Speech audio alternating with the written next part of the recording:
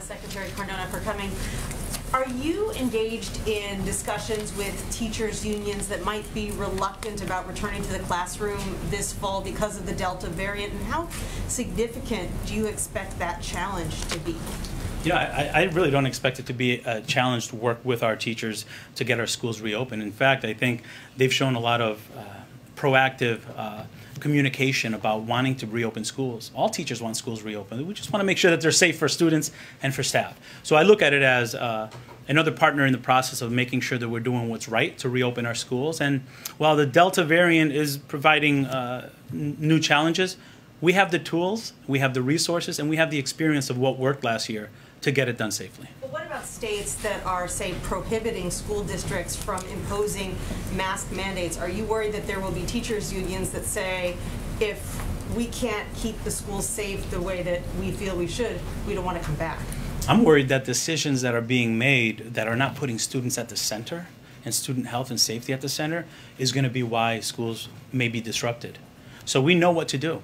You know, don't be the reason why schools are disrupted because of the politicization of this effort to reopen schools. We know what works. We have to keep our students safe. We have to keep our educators safe. Tam? Yeah, reopening school is one thing. I think you just alluded to this. Keeping school open would seem to be another thing entirely. Right.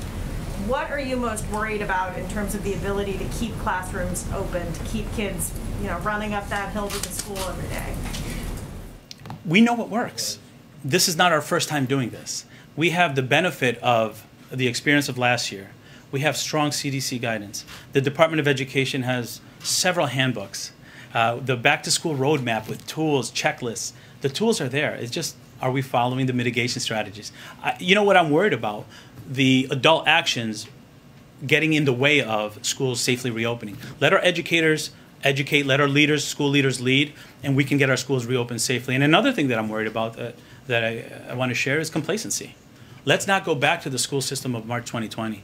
Our students deserve more. The funds are there. The urgency is there. This is our time to build back better. Can I just draw out, what do you mean by adult actions? Well, when we make policies that go against what CDC recommendations are, you know, at the end of the day, we want to make sure the students are safe. We want to make sure the staff is safe. We know how to do that. So let's not get in the way of school systems doing policies that they know work for students and staff. Will there be repercussions? Francesca, go ahead. Thank you. Hi. Thank you. We know that vaccination rates among younger Americans 18 to